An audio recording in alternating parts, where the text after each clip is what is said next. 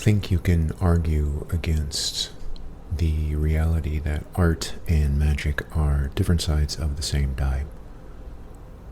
When you really get down to it, taking something that starts from nothing, literally an idea that gestates somewhere within human consciousness, and applying a particular skill set, whether it's writing, painting, sculpting, carving, whatever your avenue for creation is, applying that skill to put something into reality that was not there before is an innately magical thing. Now, if you're bold or crazy enough to practice magic in any form, you're probably familiar with the feeling of when a spell really nails it, or when a way of living produces a result that should not technically be possible. You're familiar with that feeling. I like to call it the shine, but you can call it whatever you want, of course. But that shine is present when you're doing any artistic endeavor as well. I know it's there when I get a wild hair and I'm drawing or writing or recording or doing something to make something new. Now this is a thought, this similarity of these two things, art and magic, being flip sides of the same die, has literally kept me up at night sometimes.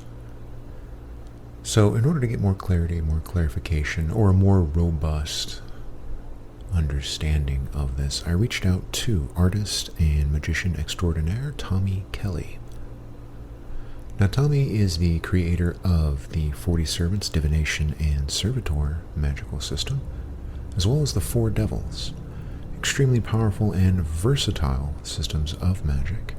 This was definitely one of the more fun conversations I've had in the past couple of years, and I'm looking forward to talking to Tommie again at some point.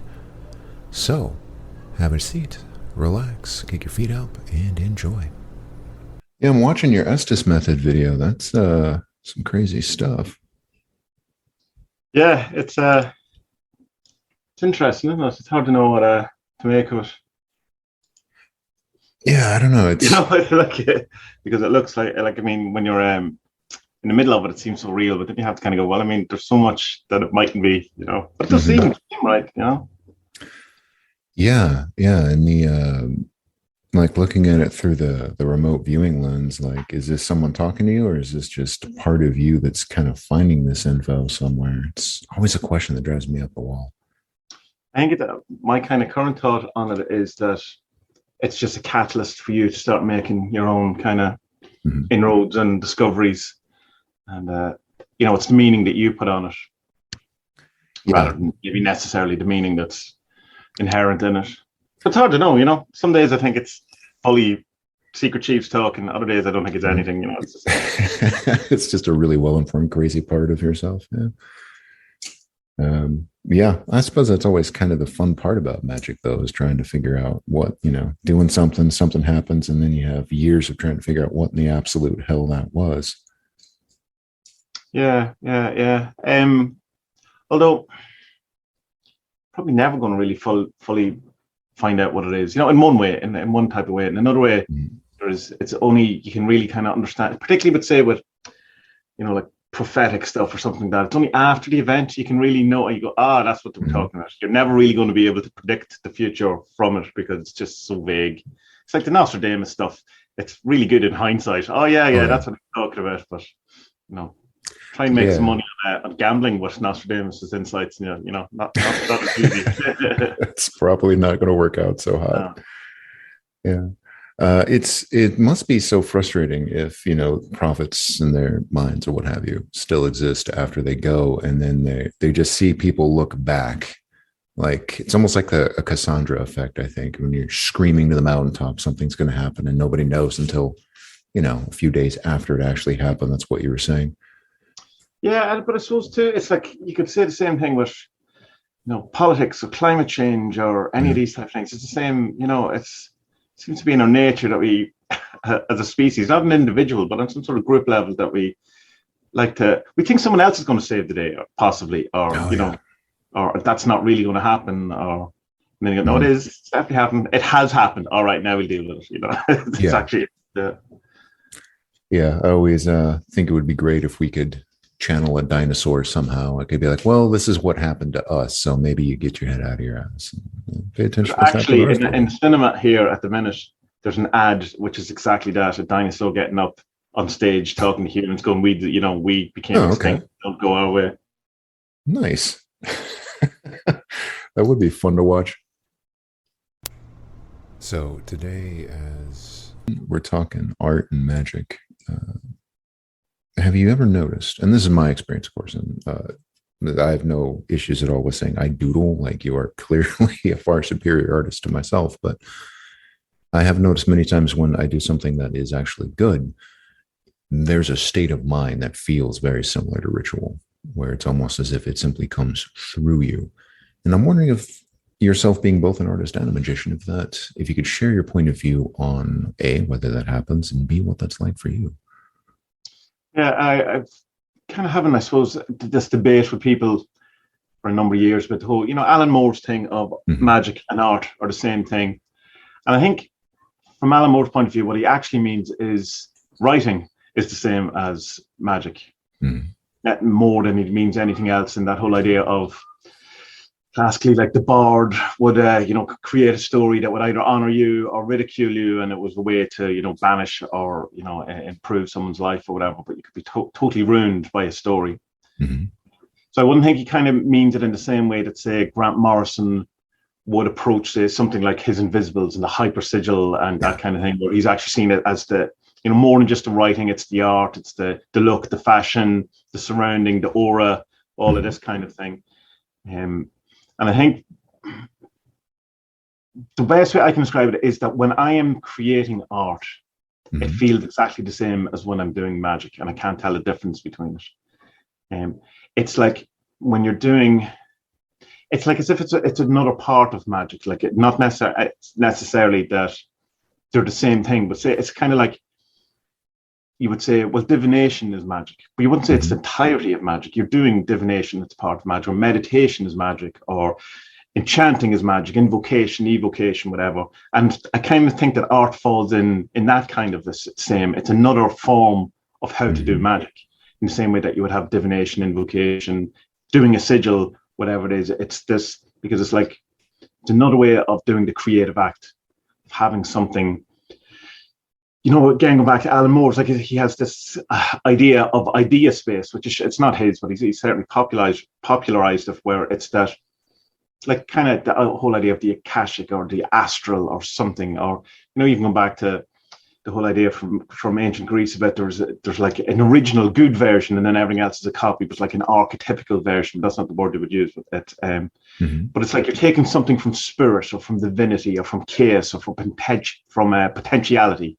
Yeah. And you're manifesting it in the world here. And it's that creation kind of event. And that's, to me, what art is, or, any sort of creativity or whatever, to the point where you kind of feel almost like it's channeled, but not in the kind of Abraham Hicks or, Bashar, where you get a weird voice and, you start thinking you're from the Palladians or something. There's no, in a sense, I suppose, incoming personality with it. It's like there's an idea, and it's Carl Jung's statement where he says, people don't have ideas, ideas have people. The idea coming to find you, and if you're not willing to manifest it, it goes off and finds someone else, which we can all testify to, given that how many times have you had a great idea for a book or a movie or whatever, and you never do anything with it. And then a year later, there it is, because the idea went, right, well, I'm coming somehow. So if you're not the man for it, I'm going to find someone. But it does kind of feel like you're like a conduit, that for me, the best time, the best art I have done is when I, as much as possible, got out of the way of it and didn't try to force it to be something I wanted it to be or to imprint it in some sort of way. It was just, it's almost like you're trying to remember it.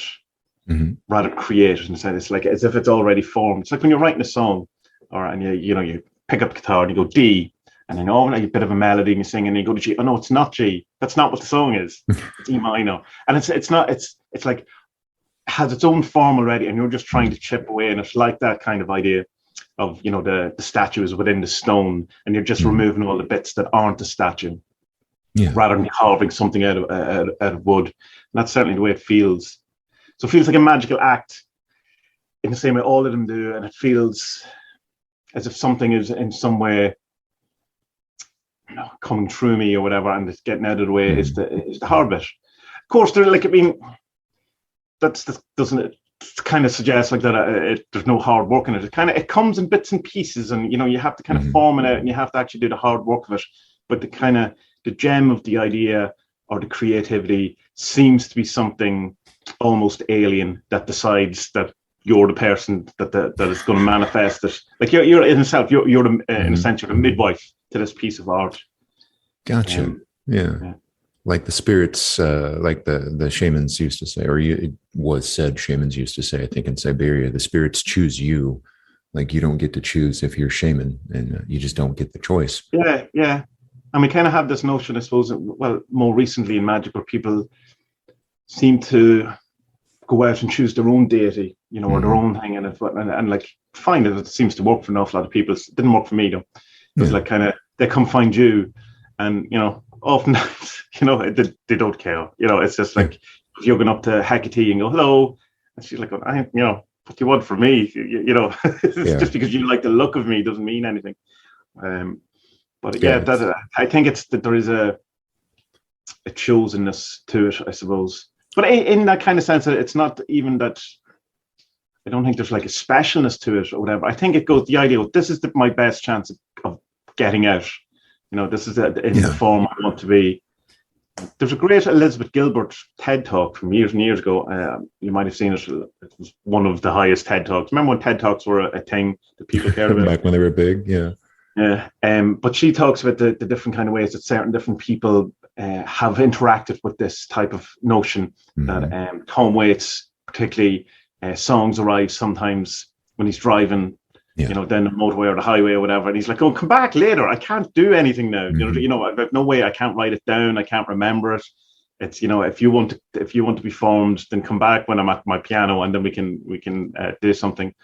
Maya Angelou talked about that sometimes she catches poetry, but it's backwards, and then she has to, when she then writes it, has to, you know, put it in the other way around. It's as if it's coming, and she's, you know, in some way kind of getting it from the wrong angle or something. Which seems very woo. You know, that seems something that is pretty very interesting.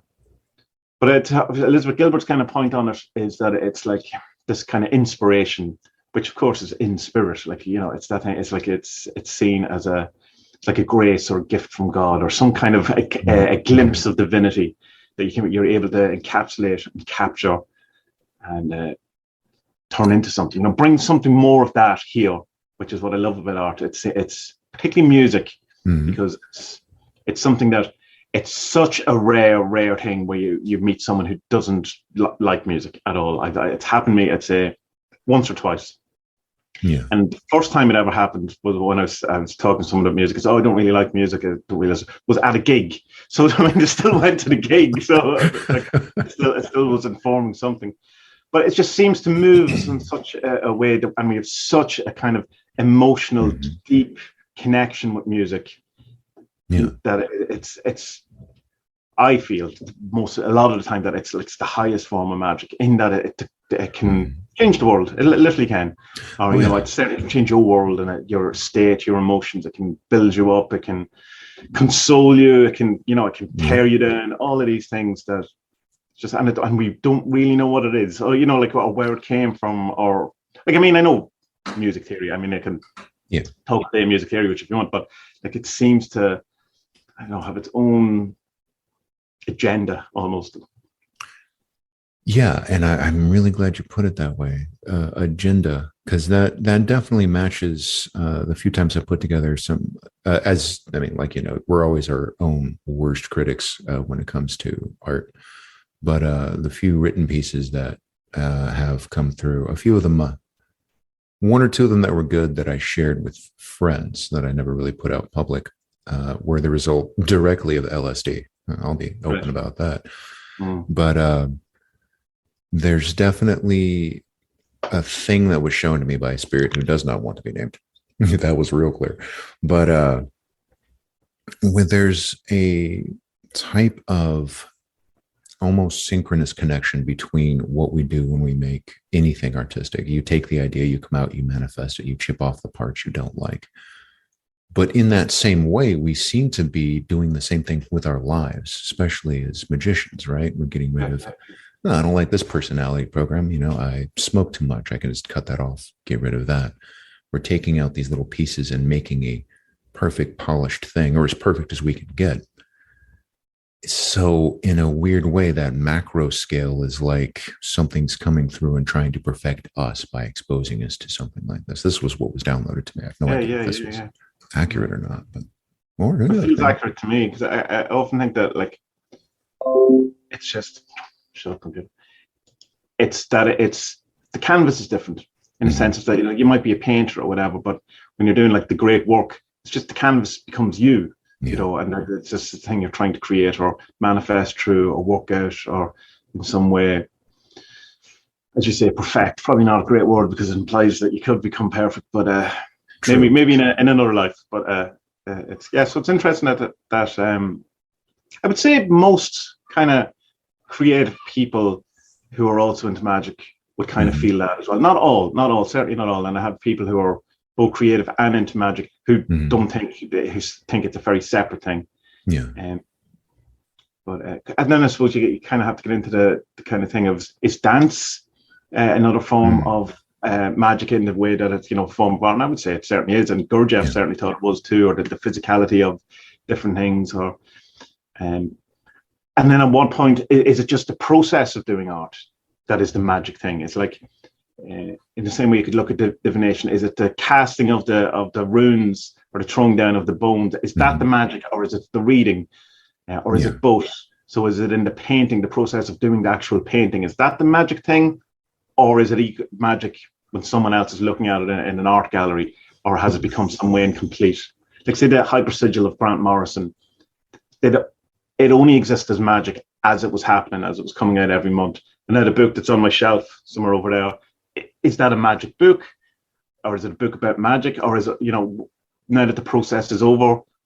I would still say there is at the end of it, it's still magic in the way that a song is more than just its production. yeah, It then goes on to have a life of its own.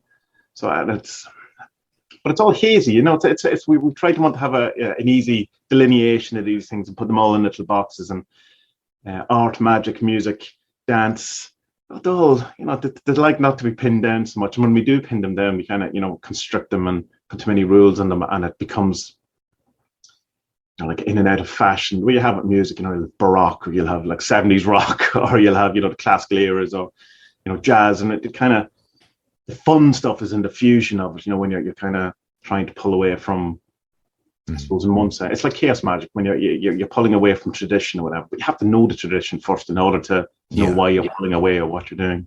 It's like the great jazz fusion people knew what they were, what the basics were. They weren't just getting up on stage and hitting random notes because it sounded cool. They knew what they were rebelling against or what they were countering and stuff, which they wouldn't have not been grounded in the yeah, yeah. the original stuff.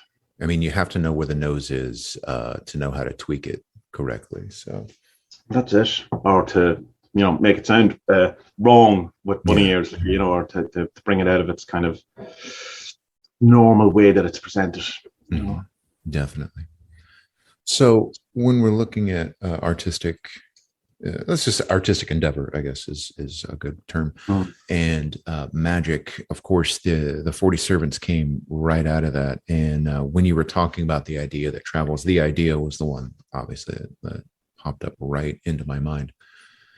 And what was it that actually brought about such a thing as creating 40 entire servitors? Just hold on. Are we still here? I can still hear you. The camera's out, Yeah. but I can hear you. Yeah, hold on. I can. My computer is just doing strange stuff. My apologies. No, that's happens. Life gets in the way.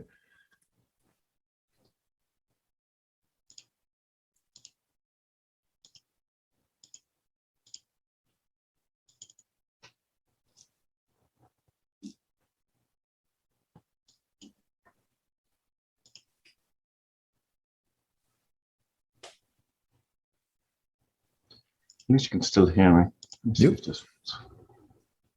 Okay. There we go. Yeah, but it's quite dark. Oh, man, I don't know. Me and Spudder doing the podcast, the amount of stuff that goes wrong is just ridiculous. Yeah, is what it is. I mean, when we think about the fact that we can actually do this now, like conversations from 2 different countries to put out all over the world is kind of nuts. So I tend to expect things to go bananas.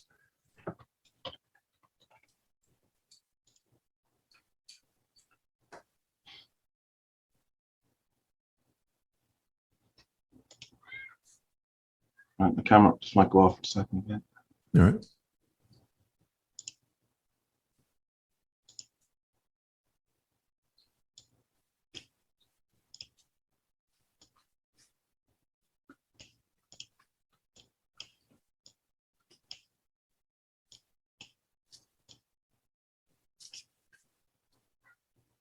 Okay.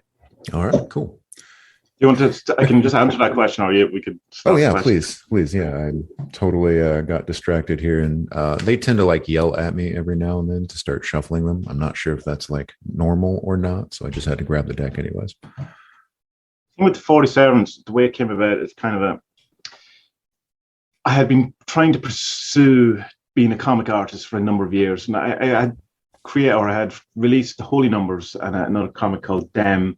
I had a website, Irish Comic News, which was like the biggest comic website in Ireland at the time. And I was trying very hard to make a career out of it, to make some money out of it, pay the bills, all of this kind of stuff. And it kind of got to the point where things had gotten, where while I was still doing like kind of bits of other work, whatever, everything was kind of drying out. And it seemed that there was a point coming that I wasn't going to be able to do it for much longer, that there was going to be a case that it was all going to fall apart and I would have to go and get a real job. And I'm very kind of soul destroying in it, in that the reason I started doing this in the first place, doing the art and all, was because I had done that whole thing of where you're told to follow your bliss. I was about 27 or 28, and I had been a sound engineer for about 10 years at that point, and it wasn't something I ever wanted to do. It's kind of thing I fell into because no one else would do it, and when I was in bands and stuff, it was, you know, I wanted to be the rock star, but I ended up being a sound engineer, and it was kind of, you know, it was like a near enemy, if you would. But I didn't enjoy it, and I didn't like it, and I kind of felt it around 27, 28. If I don't stop doing this now, this is what I'm going to be doing for the rest of my life. And I'm already unhappy. So, you know, I should probably stop this. And I said, so what was the thing that made me really happy? You know, what did I want to do? And it was like art and comics that I had given up when I was a teenager, particularly around because my art teacher at school really didn't encourage it and was kind of actively discouraged it. And kind of, it all fell out when I kind of realized that I wasn't going to go to art college, and my life kind of fell apart towards the end of my teenage years. My parents got a divorce. I kind of moved out. I found, you know, drink, drugs, rock and roll, all of that kind of stuff as you do as a young person. All the fun stuff. Yeah. All the fun stuff. And so, I decided, I just made the thing, I'm going to follow my bliss, and I'm going to, you know, start doing the art, whatever. And I had to relearn how to do it. And, you know, it was a completely different age because now computers were involved and all of this. And so I did that for, you know, a number of years, hoping that, because this is what we're told, if you follow your bliss, if you do the thing, the universe will have your back and everything will work out and everything will be there clapping and throwing money at you. It'll be just fantastic. Of course, modern fairy tale. Yeah. It's not true. You know, it's that whole build it and they will come, you know, which was then turned into book it and they will come in the I call it the Wayne's World thing. But and I think that's to blame for so much. Like that sort of come into like the secret and new age, and, you know, putting it out there. And if you do your thing, then you get everything you want, you know. And it's like, it was at the point when I had put everything I wanted into this comic Dem, and I'm so proud of it and so happy. And still am. Like it's the greatest achievement of my life, and that I managed it. The thing I had in my head came out, you know. I mean, I'm like, it's imperfect, obviously, but it's exactly what I wanted to do, whatever. And I released it and published it, and no one cared. I know, and why should they? You know, in a sense, like, you know, it's like you kind of assume that coming from this kind of new age privileged position, that when you do your shiny thing and you hold it up in the world, that everyone will bow down before you and praise you. You kind of, and then when it doesn't, it's proper Dark Knight falling apart. Oh, my worldview is awful. You know, this is a really bad worldview to have, where all I have to do is show up or think all I have to do is show up and it'll all work out for me. So I kind of had like a couple of years, a good few years of doing different things. I did an awful lot of avatars for people. At one stage on Twitter, it seemed like I'd done everyone's avatar. I worked on computer games, done a number of things, but it all kind of had dried out, and had started being that it was kind of very much, when you've gone through your savings, you've gone through the kind of you've paid the mortgage on your credit card, and now hold on, I can't even do that again. You've got to that stage where everything, you've just pushed it as far as you went.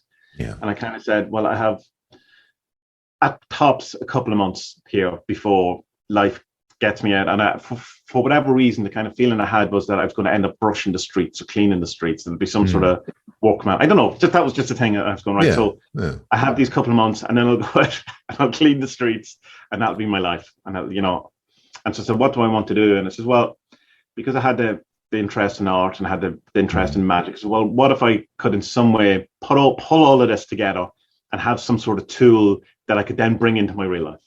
That I would at least have something to show for it. So not looking to trying to make money of it, not trying to become popular, not trying to do any of the things that I would probably in some way would have been informing what I was doing with the comics. Even though I don't, it was still true to myself. I wasn't, making comics that I thought other people would want, but there was still the momentous behind it, or the kind of intention behind it was still trying to be the rock star or something, that kind of thing. But this was a really kind of, the 47 was very selfish, just for me. And if anyone else liked it, that's fine. But there was no kind of want, need of trying to change the world. It was a final hurrah before I walked into the dawn and had my shit life. That was essentially it. So I genuinely thought that I would do them and put it together, maybe 5 or 6 people that had some sort of interest in them, and after about a week that would be it, or a week or two, and it would be forgotten in the way that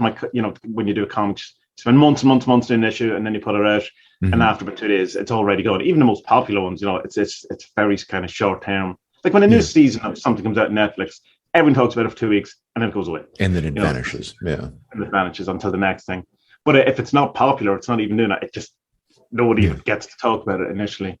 But if it's very quickly when it came out, then I could see that it was more than the 10 people, and it kind of built up very, very quickly. But to the point that I was about, I don't know, maybe 3 or 4 weeks before I was going to release it, because I wanted to do it on Halloween. I had that in my head, because that was my kind of my deadline.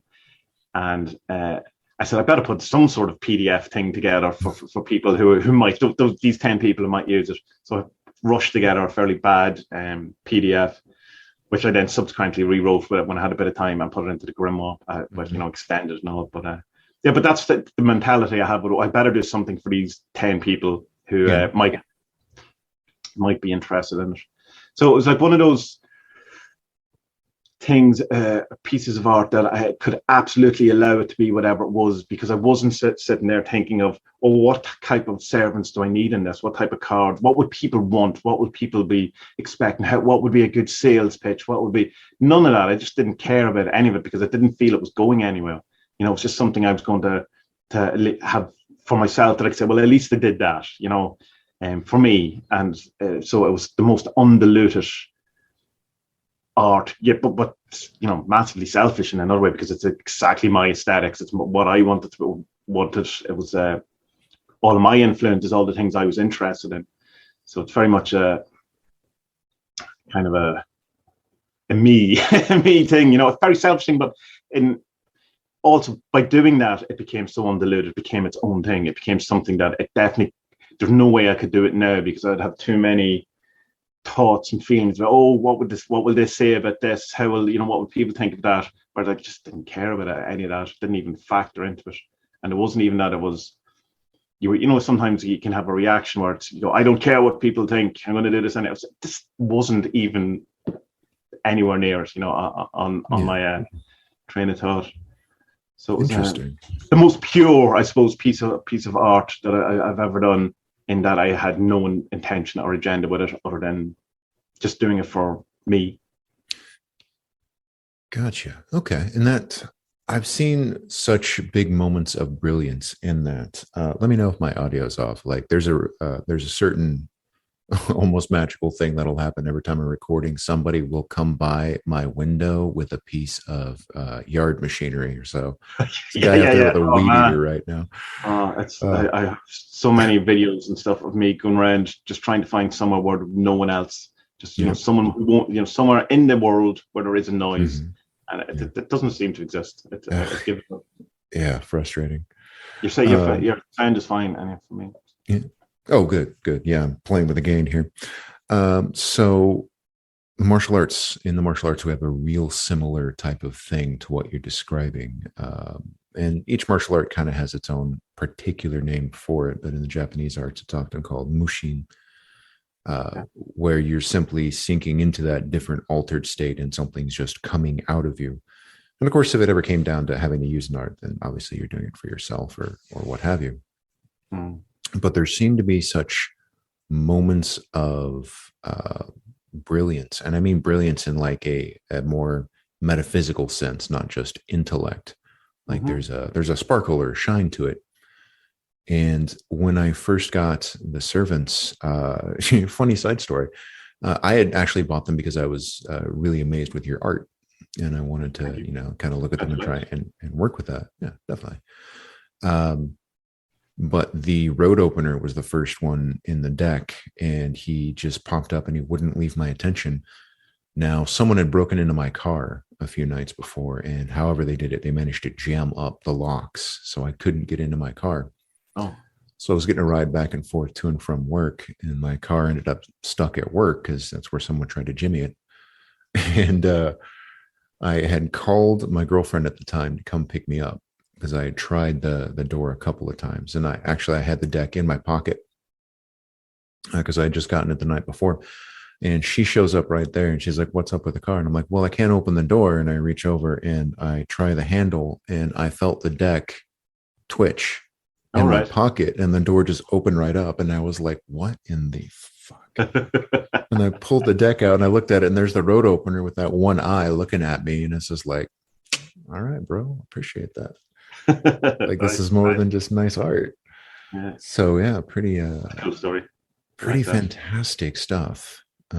Now, if I remember correctly, a lot of these are actually connected to other powers for people Some to. of them, not a lot of them, but a number of them. Like so, you have Ganesh with the road opener, obviously, or Mhm. Ganesh, Yeah. Ganapati, whatever you want, way you want to do it. And of course, I suppose, like as well, the road opener is a known kind of spell coming out of like hoodoo and stuff, or Mhm.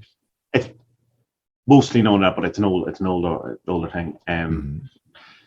So you've kind of the amalgamation, and they kind of feel that's right. The Ganesh and a road opening thing. I know it's removal of obstacles is what he's mostly Mhm. known for, but it's road opening. It's a similar type territory that you could move out of. And you have, of course, the Papa Lagba, which would be kind of the gatekeeper, that kind of Mhm. thing, which is a similar kind of role. Although a lot of these things also have, Papa Lagba also has a kind of a symbiotic, not symbiotic, kind of similar relationship that St. Peter would have in Christianity. Or you have these kind of Mhm. key spirits, with the spirits with the key. Hecate a bit as well has the key stuff going on as well. Yeah. But it's mostly, the imagery is a bit more Papa Legba than St. Peter, say, for instance, and you have Marie Laveau with the witch, Mhm. and well, tell me that it has kind of, I suppose, you have Fortuna with the fortunate, the Mhm. or Psyche, whatever, the things like that. But yeah, a lot of them aren't necessarily, like, for instance, the Tinker one, which is the guy with the brain and all that Mhm. kind of thing. It's kind of based on the kind of look of Darwin, but more Yeah. that kind of look than necessarily him. So it's there's an, because he would be like the epitome to me of like rational thinking and Mhm. non-woo and all of this kind of stuff. And it seemed like a good kind of fitting imagery to have, but it's not based on him, if you know what I mean. Yeah. And the same as when you have like the Papa Lagba stuff in the Gatekeeper. It's not him though. Equally, it's Mhm. it's it's like chaos magic versions. It's because, remember, I created for me, so it's how I would Mhm. be able to get in it. I can never be initiated into voodoo or Fudon, or I'm not. It's Yeah. not my. I'm a, middle-aged Irish guy. It's never happening. Like in a proper way. I mean, I'm sure I could go to some dodgy place, school in Dublin that would teach me voodoo and initiate me or whatever, you know. But I mean, the actual proper stuff. So I had There's to a find few my shady alleys in New Orleans you could wander into, definitely. yeah, you know, I mean, if you really wanted to, but yeah, it's not. You're not doing it properly. Like, again, it's particularly that's the type of stuff where they come for you rather than you go looking for them. You know, so I had to find a way into that kind of energy, that archetype that, you know, that I could use, that I could kind of acquire in, but trying also not to mean like just blatantly terrible expression, but, you know, culturally appropriating something. Like it's like find my own way of doing this. Like, what is attracting me to the kind of the idea of a gatekeeper, of someone who can open the veils, who can let you through, you know, the St. Peter, the Papalagda, all of these kind of veil removers, or someone who can help you get into, you know, I mean, a gatekeeper would have been pretty good for getting into a locked car too, you know, or getting in somewhere that you can't get it, you know, all of these type of things. And so it's because he could have easily just called it Papa like that, right? And said that's your service or whatever. But it's the twist on it. It's the thing that makes it that I don't feel like I'm encroaching on someone else's tradition, but I'm taking what I can from it, hopefully in a kind of an appropriate manner, and feels appropriate to me in that it's kind of made my own version of it. I'm not claiming it's the other thing. You know, I'm not saying this is an authentic thing. It's definitely my look at it. Same with the witch, you know, or even something like that. You know, you have the monk, which is like a Zen monk or whatever. You know, you're not claiming that you're coming from a Zen lineage, which I think that's where you're getting problems, or when it gets problematic with the kind of cultural appropriation stuff. It's like, I think for me personally, all of this stuff is open for all of us. We're all humans. We're all, you know, we can share it. Like, but when you start claiming something that you can't have, like if you're not part of that particular culture, so you're not the high priest of Set or whatever it is, you know, of the Egyptians, you're just not. And, you know, then you're getting into LARPing kind of territory. For me, anyway, you know, but I don't know where that begins. You know, I don't know and I don't think anyone really does. Well, Twitter certainly knows exactly where all of these things begin, but I don't know. But it's just trying to be respectful, but and, you know, and kind of have a way that these archetypical forces, or these ideas, these that are so ancient, like the mother, the father, as old, if not older than humanity itself, you know, that idea of it, and finding an in for me, from an aesthetic point of view, from a kind of something that still feels magical, that still feels other, still feels bigger, but not so much that it's you know, you don't want to give away your own autonomy, your sovereignty, or any of these things. You still want to be. It's like servants. You know what I mean? It's not slaves, though. Some people kind of get go. Well, I don't want to tell them what they are. You know what they're. It's think of them as all servitors, not just the 40 servants. As it's like you're the boss, they're the employee. You can be a good boss, you can be the best boss in the world, but you still have to have that hierarchical structure of you're in charge. You know, that's important. Particularly when people who have a chaotic life anyway. You know, this whole notion of people who say like, oh, servitors, they eventually go a bit mad, have their own thing and start wrecking my life. Well, it's a bad understanding of what a tulpa is anyway, rather than a servitor. But it's most of those people who seem to have that experience have had those types of experiences before servitors, and where their life is kind of falling apart. Not always, and sometimes I'm not kind of straw manning that. Like, it does happen. What people sometimes think go weird, but an awful lot of people who really kind of protest about the servitors going mad, or their servitors going mad, are pretty chaotic people in my experience. But again, not all, so not to paint everyone with the same brush. Sometimes mad stuff happens. That's the nature of magic. You know, people ask, is magic safe? No, by design it's not. It should in many ways wreck your life, because that's what you're doing for. You're trying to change, you know, trying to uncover, as you said, perfect ourselves. Definitely. That's something I love telling baby witches, especially when they go through their you know, initiatory phase, where weirdly magic just always works before it starts to peter off and you have to work for it. And it was kind of like, if your life hasn't fallen to shit yet, you're not really doing magic. Give it Are you even time. magicking? Are you even magicking? Right.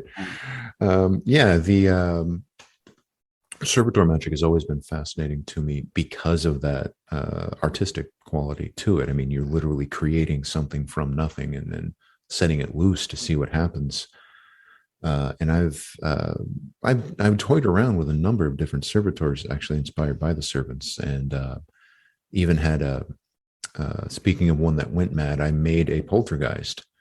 All right. That Well, I that mean, was that was what did you fun. expect? Yeah, it was a workplace that was bothering me, so I just kind of made a Oh, poltergeist, you and then installed it. Oh, oh that's yeah, very yeah, fine. Yeah. yeah. In fact, that company shut down, but there's still some of the sigil stickers there, so I should probably Okay. stick my head in at some point and see what's going on. But yeah, that ability to just take something from inside and channel it, I think, for lack of a better term, if it's a sigil, it's that symbolic channelization, or the servitor. I'm not sure if it's the same for you, but you're designing what it does, how it looks, how it thinks, how it acts, and Mm. you're taking whatever from inside or from wherever and kind of putting it in that form. I think my kind of word I would use for it is you're contracting something. You're contracting Mm. divinity into a very specific form, uh, with a very specific purpose. It's Hmm. kind of like you're flavoring a Yeah. particular. You're kind of putting it into one thing. Okay. It's kind of what my approach would be, or what I think of doing when I'm creating a Mm-hmm. servitor is, like giving a Mm-hmm. giving a little rule or something. I like that, contracting, or you mean contracting like in the sense of distilling, or more like just kind of compacting it all down into one spot? Um, both Oh, in a way. It would okay. be like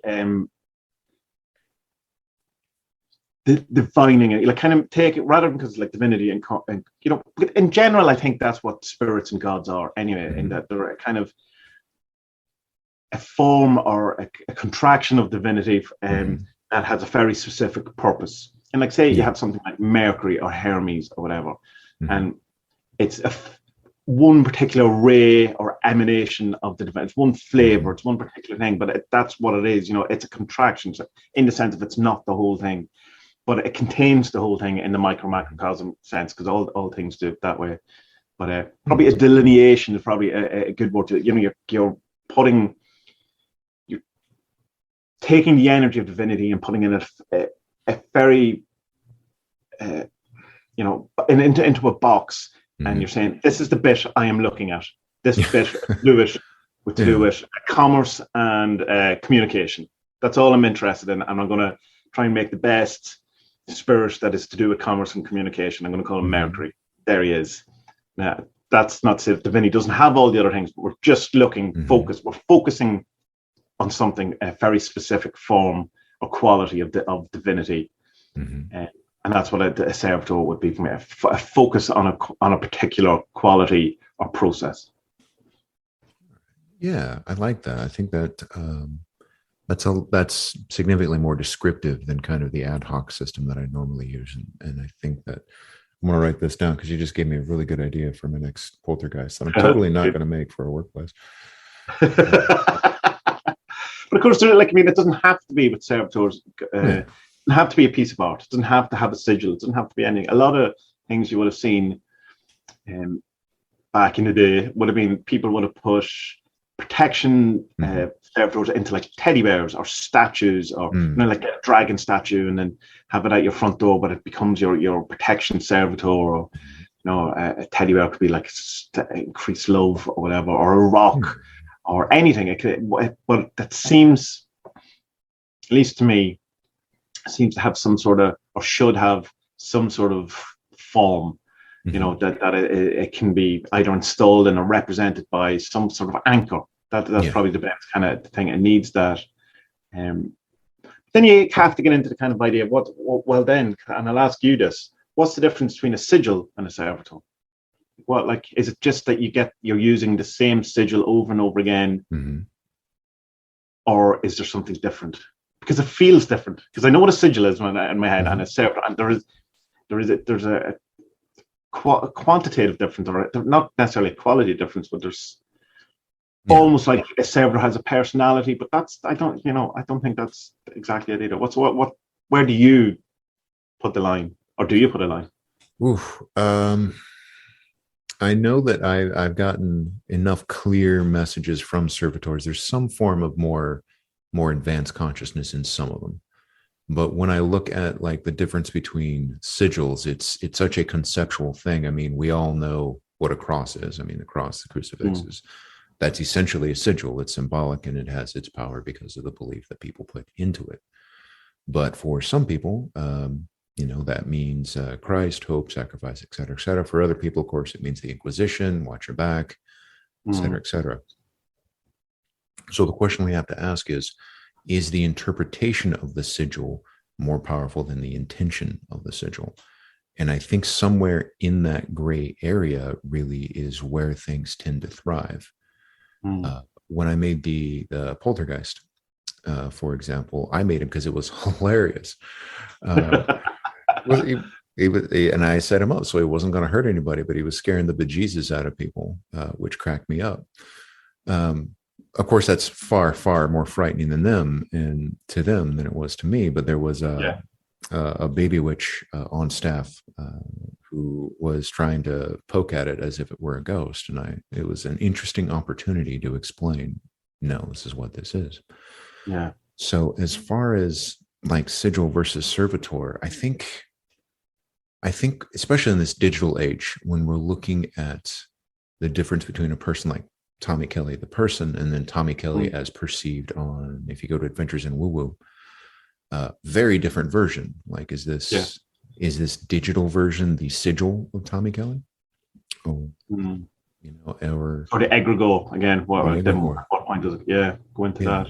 Yeah, or like I'm in my professional life, I'm a hypnotist and a personal trainer.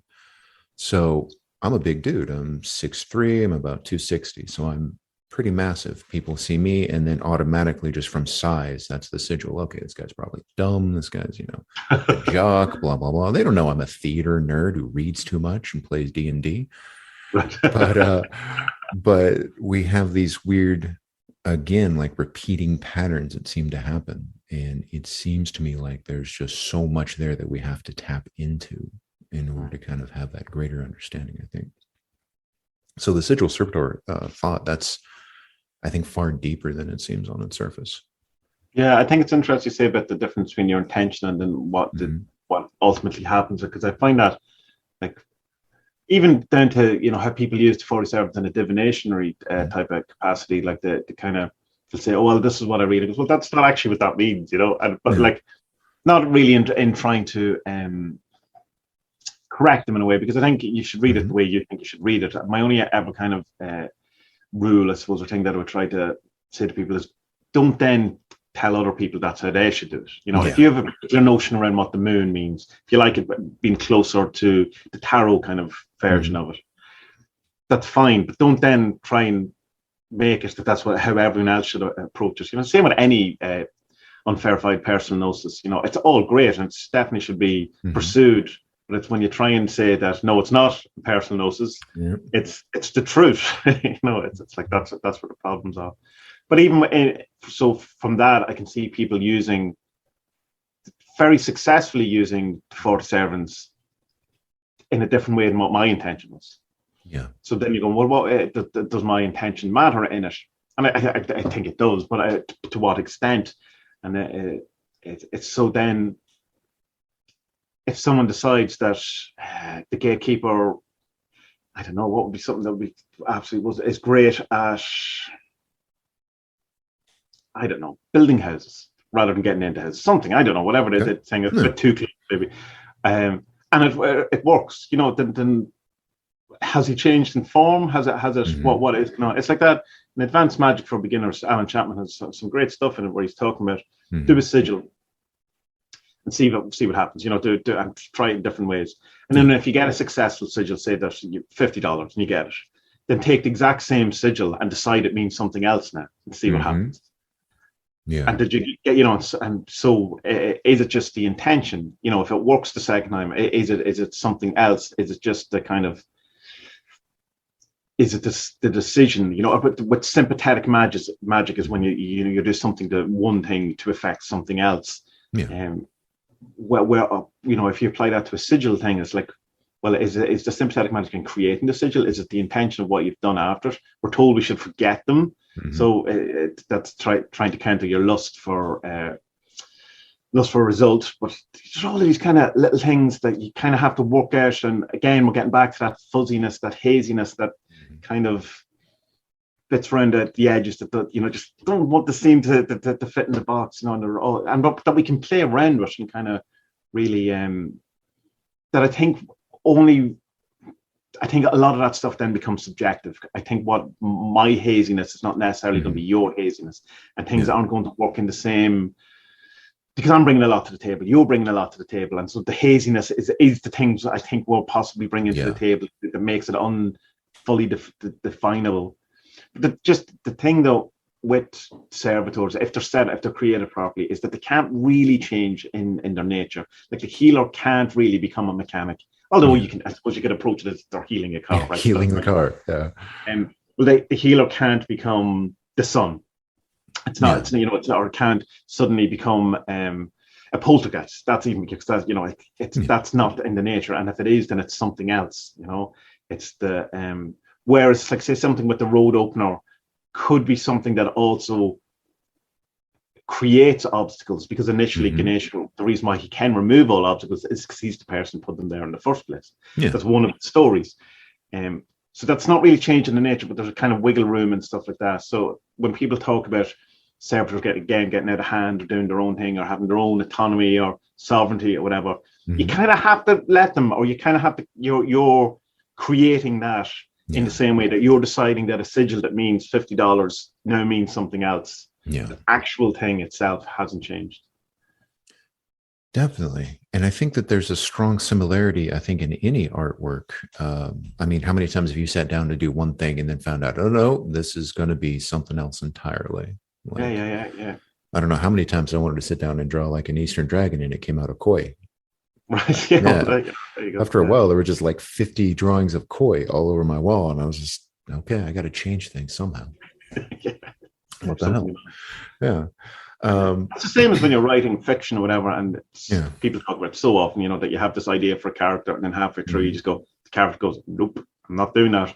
Just to have decided their own mission to do. Well, I know it's because you've formed the character well, and you just go, well, my character wouldn't do that. But at what point did that change? Because if you had a plan for something and then you form it in that direction, it goes, nope, I have my own kind of.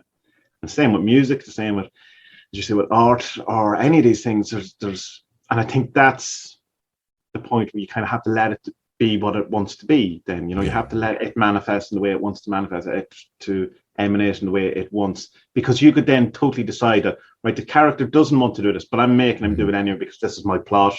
This is what I've decided to do.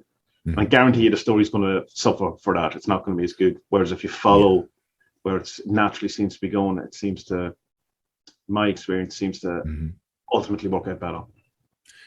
Absolutely. And it's interesting. I love the thought of characters just kind of, once they reach a certain point in the story, you try and make something happen and it just becomes absolute garbage.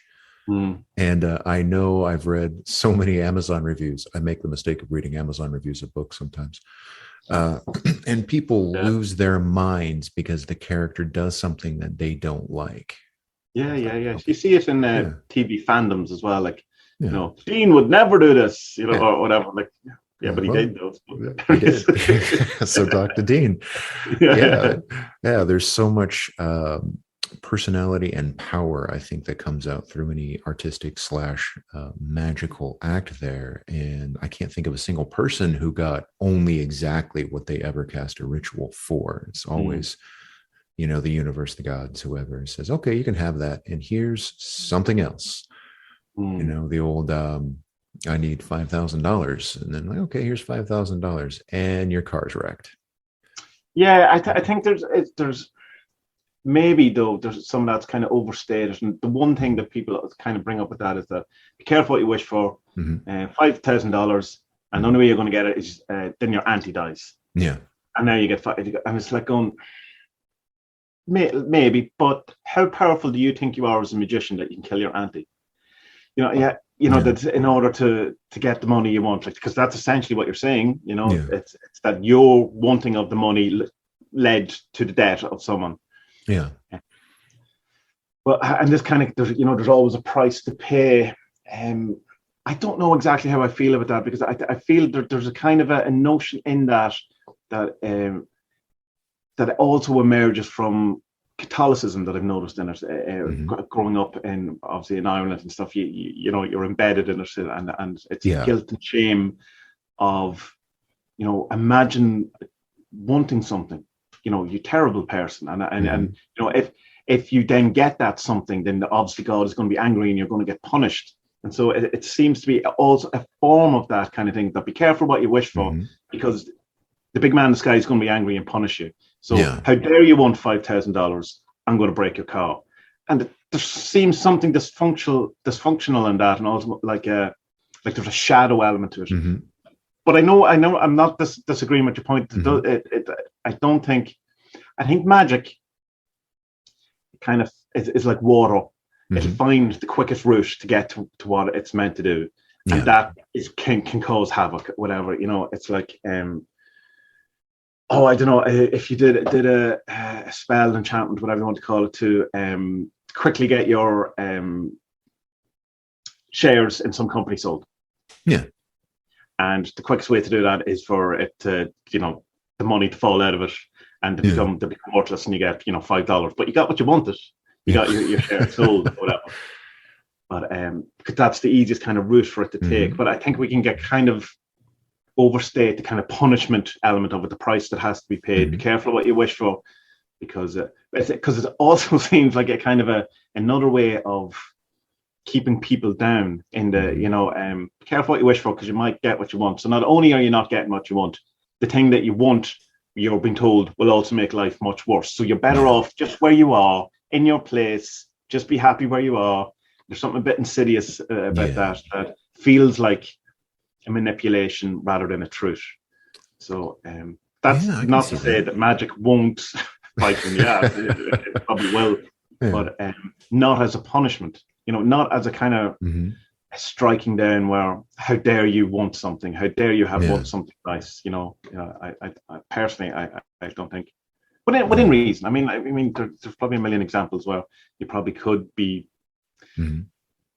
legitimately punished if you want for wanting something. But as a general rule, I think there's a falsity to that you can easily then decide not to have the thing you want because you think you're going to, you know, that the good, if you have the good thing, you're a bad person. If you have the good thing, it'll be taken away from you, or you can't have good without the bad, because there's a karmic balance that has to be struck. So you kind of, which we, funnily enough, never think, oh, well, the bad thing has happened, so where's my good thing? It's always, oh, there's my good thing, now something bad's going to happen to spoil it. You know? So we always kind of veer to the negative, which is interesting, because it usually points to a shadow rather than to a truth. Yeah. Some definite underlying psychological principles there seem to kind of pop up in there. What I always try and tell people along exactly those lines when they ask about financial magic is like, okay, show me your investment portfolio. And they look at me like I'm crazy. And I'm like, well, you got to have something for the money to show up in. I mean, you can't, I mean, it's not like the spirits are just going to bang on your door and, you know, someone's going to leave a bag full of $1 million there. Well, you got to have like you were saying, water is going to take the easiest route if you dig your channel beforehand. It's just like, or like, I mean, it doesn't even have to be like, say, an investment portfolio, but in some way that you, how is this going to show up? Yeah. Like, you know, it's kind of, I suppose, a bit like, you know, that kind of cliche story of, you know, do a sigil to win the lotto, and did you buy a lottery ticket? No.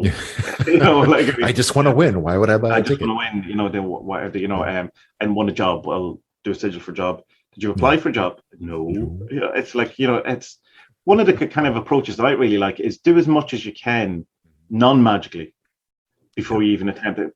If you come from a magic kind of background, just go, well, pretend it doesn't exist for a while. How would you get that job that you wanted? What would you have to do in order to do it? And when you get to the bit that you can't say, you know, that you know, that it needs some sort of extra thing, that's where you magic. But if you don't need to do magic to send out a resume or a CV. You don't need to do magic to go in and ask for a job interview. You know what I mean? Yeah. You can do all of these type of things, whatever, first, and then add the magic at the end for, you know, just to push it over the edge. Yeah, because a lot of that again comes from the New Age kind of stuff. The, you know, particularly Abraham Hicks stuff, where you know, which is kind of at least with The Secret, there's a slight kind of thing that you might have to go out and get a job. That might be how it turned up. But with Abraham Hicks, certainly, and people like them, was that no, you can sit on the couch and just think good thoughts and allow it, and then your car will arrive at the front door without you having to do any sort of action or any sort of movement forward. Right. It's like, how's that working out though? Yeah. It's great to have all of these ideas, and great if they're true, but if you're actually doing it and it's not working, then that's chaos magic. You find the thing that works. Yeah. Not the thing you like, not the thing that you want it to be, but the thing that actually works. Me personally, it's never been a case. It's going to like sometimes something very fortunate happens for no reason and it just feels amazing. All that. Yeah. But as a rule, you have to at least move in the direction of where you're going. You have to start. You have to. You can't just sit, without any kind of movement at all. There's some sort of sense you have to make the leap of faith at the beginning. You have to at least orient yourself in the direction of whatever you're trying to do, rather than hoping that it just comes and finds you, because it's, even if it is possible, it's unlikely. That's probably the way to look at it. Yeah, definitely. And that is, it's funny because that was something I always wanted to do, even when I was a kid. You just kind of figure, I'll just wait for my turn for my 15 minutes of fame or what have you. And the fact is, if everybody got what they wanted by wishful thinking, we'd all be running the world, right? And sure. Or like kids would have every toy, and all of that things. Or I don't know, the amount of people who look at porn, they would all have loads of girlfriends having amazing sex life. But it's obviously the fantasy element of it, or the visualization element of it. It has to be something more than that, because it can be quite good in that way. Particularly when you get down to the classical, one of the classical ways of launching a sigil is a culture masturbating or whatever. So I mean, what really is different from looking at porn and having the gnosis, or looking at a sigil? They look very similar. So what is the difference? Is what's happening? And so it has to be just a bit more than visualizing something, gnosis, and so there has to be something then, an orientation or a movement towards something as well, that I find. Or a removal of a block. That can be the other one that can be quite interesting, in that you can sigilize magic all you want for increased income, but if you think increasing your income makes you a bad person, or that money is the root of all evil, or how dare you want money, or you should stay in your place, no amount of magic is ever going to change that, because you'll sabotage it. You'll make sure it doesn't happen. Or if you I don't know, if you want to be a singer, but deep down you think wanting to be a singer is selfish and you should really be at home looking after your mum, or whatever it is, whatever's embedded in your head, this thing, then it's highly, highly unlikely, or at least way less likely that you will pursue it or get it, because it's just, it comes, the happiness and the success comes with a tinge of shame and guilt that, I have sacrificed my mother's health for the sake of this, or something, whatever. Like, some people don't care about that, but there'll be something in it that. So working on that, an awful lot of my best kind of magic has been where I've worked something shitty out about myself, I've worked on my personality. I've tried to become better. I've seen some shitty behavior and I've improved it, don't do it anymore. Sorted out a bit of my shadow work, some of my roles, my whatever, all of these type of things. And that kind of seems to, as if there's a squeeze on the amount of chi, or, energy, or whatever the word, rill, or I don't know, whatever we call it. Rill is probably not the most PC word to call it these days, but as if there's a squeeze on it, and then you go, well, I'll stop being a shitty person. There's probably just a wee bit of a loosening. So now more of this can come in, and you can find that parts of your life that are kind of bound up by working on the thing that, like, say you're working on something and your finances are a bit crap. At the back head, you've been putting off this conversation you're meant to have with your friend, and you have to apologize, or you have to do something that you don't want to do, and you've been kind of neglecting it. And those two things they're not, how could that be affecting my business? He's not part of my business. This is a completely different thing. And then you go and you say sorry and you work it out, whatever. And then for some reason, the business thing starts improving. That's not always the case, but it's happened to me enough times that sorting out something in my life seems to then allow the flow in other places to go through. which I don't know the exact mechanics of, or I can't explain the theory behind it, but it feels true and it feels right. And I would have enough examples in my own life and from other people talking that it seems to be. So if you're putting off some shadow work, have you know, and your magic isn't working. What do you do when your magic isn't working? Have a look at your shadow stuff and what you could be stopping, or there's plenty of ways to do it. Like I'm sure you do some shadow type stuff with hypnotism and stuff. Looking at that. Yeah, all the time. And it's exactly like what you're saying. It's the stuff that's in the unconscious is what's going to make shit happen, as opposed to, your frontal conscious. If somebody comes to me for smoking cessation, it's still a big market here in the States. And I get even a whiff of they actually don't want to stop, or they don't have the right emotions behind it. I won't even work with them. I'm not going to take their money because I know it's not going to work. But if somebody has those deep stilled belief systems, and it's very, very chaos magic, I think at its root, what they actually believe that they might not even be aware they believe is what's going to mess stuff up. Which I guess when you think about it, that might be kind of an explanation for art going its own way. Because I know I've worked on a number of different drawings where they all end up looking like me, unfortunately for them. But that and servitors going mad, maybe because they're connecting. Or a reflection of you. Yeah. I can understand that. Yeah. That could definitely have something to do with it too. So yeah, it's I think you're spot on. The whole point of magic, in some ways, anyways, is to deal with the shadow work, deal with the stuff in your soul that you gotta. Yeah, it mightn't have to be all of it, but it's certainly it's an overlooked part of it. Mm-hmm. It's not. There's no one reading chaos magic books, the big ones, whatever, to work out how to sort out the relationship with their dad or whatever it is. It's like, because you don't come to magic because your life is good. You come to magic because you don't have money, you can't have sex, you're going to jail, your rent's due, your life's falling apart, and all the things you've tried aren't working. And sometimes it's seen as the easy route. Do a spell here and it'll all work out, and then it has you, and you very quickly realize it's not the easy route at all. It's actually the hard route, but it's the route we ultimately, I would assume, we all have to take. Well, we have the choice to take, I suppose. Maybe we we don't have to, but it's the shadow work. It's something that I'm very much into, and it's tough, and it's not to pretend otherwise. It's like, it's so many times where you just realize how manipulative, shitty, or the things, and you just go, oh no, it's like there's this kind of this realization of just crappiness, but also I don't have to do this anymore. So there's a release too with it that I can let it's like, I don't have to do this crappiness anymore. I don't have to act in this shitty way. And particularly when you see it, it's very hard to do it again. Which is because it's because in doing it again you're going, I'm being a shitty person, and no one wants to think they're a shitty person, so you kind of go, I can't do that anymore.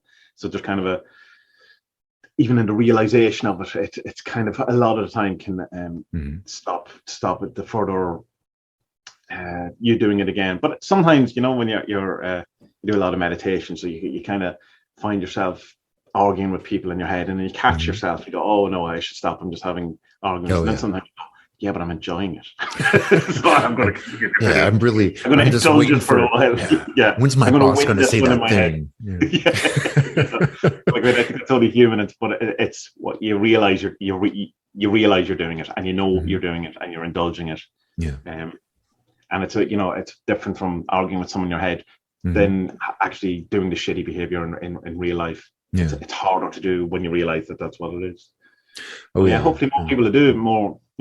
We're certainly working out our shadow on a global scale at the minute as well. Yeah, undoubtedly. And it's real interesting to explain shadow work to people as not just the individual level, because there's so many goofballs who claim to be shadow workers who read part of a book once. Maybe. Maybe. Watched half a YouTube video. Yeah. But understanding those many different layers, the social shadow, the global, the human shadow, and how it kind of pops up in all these different movements. Here in Texas, of course, there's actually want to put this on YouTube, so it's probably some G words I probably should not say at this point in time. But there's such a urge to try to lock everything up, Right. so that there can't be, freedom of expression and freedom of what you want and how you want to live, which is so antithetical to magic in and of itself. Yeah. It's such a, in the I guess psychic sphere, or whatever word you want to use, it is such a manifesting shadow, if that makes sense. Yeah. It's interesting to see that kind of pop out on its own in so many different ways, because as a society, no one wants to deal with that anymore. It's too scary for them. It's interesting though that it's usually means when you start seeing it and recognize it, means it's near the end. It's really fighting for its existence. It's like when you start seeing your own things, start defending it. You'll start kind of maybe arguing with it, and things will get a bit weird, as almost if it gets worse, because it's trying to stay. Like it's trying to hold on to it. So the fact, I think, that while it seems more prevalent, if you want to see the light in it, is that it means that we're seeing it now. Not that it wasn't there. It's always been there. It's just now it's been recognized, and people are, oh, hold on, people, this is happening.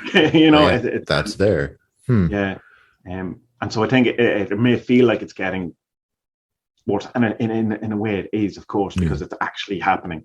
But it's like, the spot in your head has to get really bad before it busts, all that kind of stuff. But so it'll ramp up before it dissolves, because it'll implode in on itself, because it's a contraction. So all contractions can only go so far before they implode, and so it's But of course, you can do an awful lot of damage in the meantime. So that's the problem. That's the scary part, definitely.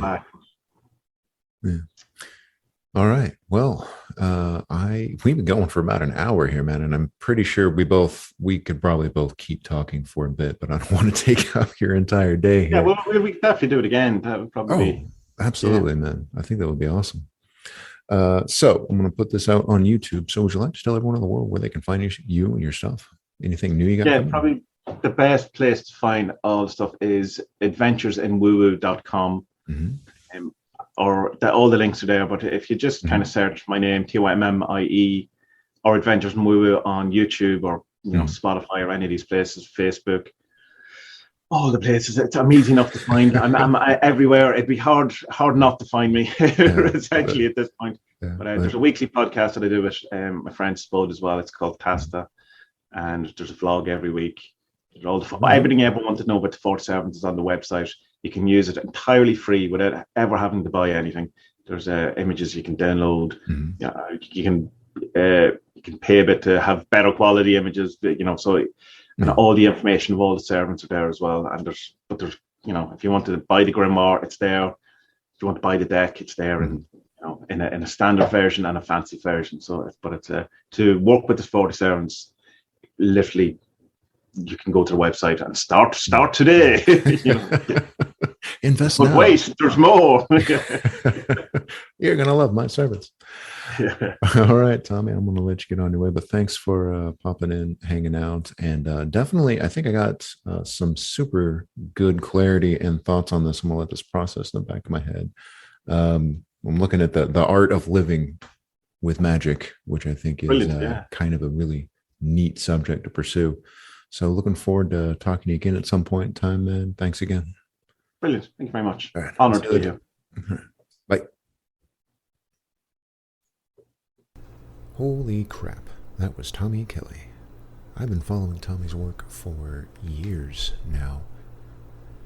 And I can say that I truly appreciate the versatility of the system that he has put forward in the 40 Servants and the 4 Devils.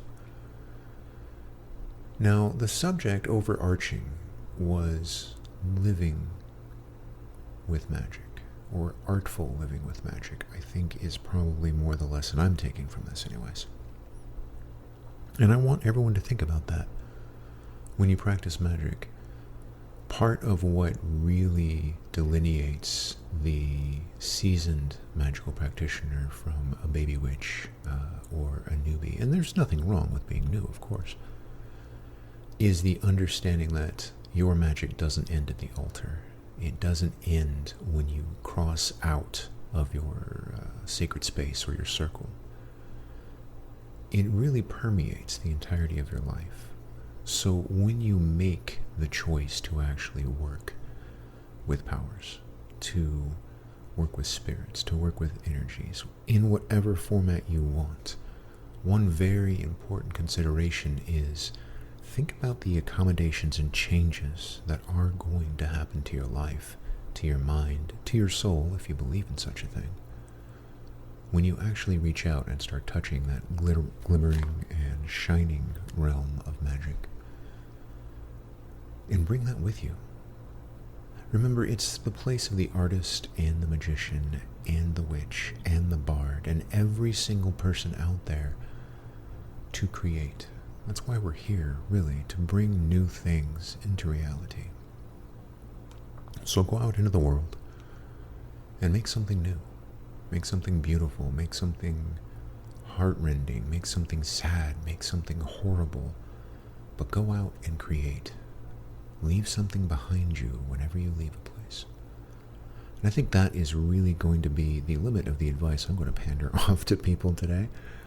This interview went longer than most, and I want to say thanks for spending your time with me, ladies and gentlemen, and however you identify us. I want you to go out, have a great day, and I'll talk to you next time.